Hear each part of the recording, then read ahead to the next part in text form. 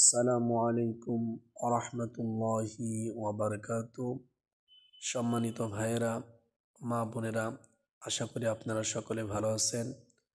আলহামদুলিল্লাহ, আমরা আজকে আপনারা দেখতেছেন 17 রমজান আমাদের এলাকার মসজিদে দান্না উত্তর রামপাল মসজিদে যুবকদের উদ্যোগে ইনশাল্লাহ বিশাল ইফতার মাহফিলের আয়োজন করা হয়েছে।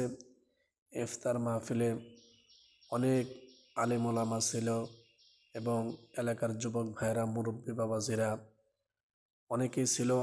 আল্লাহ রাব্বুল আলামিন ইফতার মাহফিল সঠিকভাবে আদায় করার তৌফিক দান করেছে।